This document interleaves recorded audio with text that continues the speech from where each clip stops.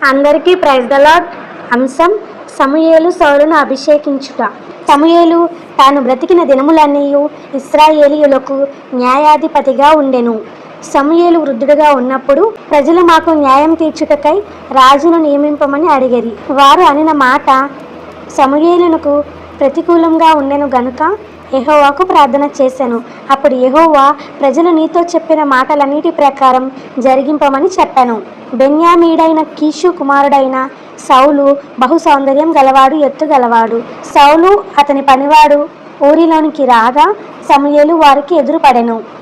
సౌలు సమూయేలునకు కనబడగానే ఇతడే నా జనులను ఏలునని యెహోవా సెలవిచ్చెను. మరుసటి రోజు ఉదయం సమూయేలు తైలపు బుడ్డిని తీసుకొని సౌలు తల మీద తైలము పోసి యెహోవా నిన్ను అభిషేకించి అధిపతిగా నియమించి ఉన్నాడు అని సెలవిచ్చెను. సౌలు ఊరి దగ్గరకు రాగానే రాజు చిరంజీవి అగునుగాక అని జనులు కేకలు వేసిరి. అలా సౌలు ఇశ్రాయేలీయుల మీద మొదటి రాజుగా అభిషేకింపబడెను. తన జీవిత కాలమంతయు దేవుని సన్నిధిలో గడిపిన సమూయేలు అభిషేకించే వరం పొందుకున్నాడు. అలాగే మనం కూడా దేవుని సన్నిధిలో ఉంటూ ఆయన మాట వింటూ ప్రభువు ఇచ్చే వరాలు పొందుకుందాం.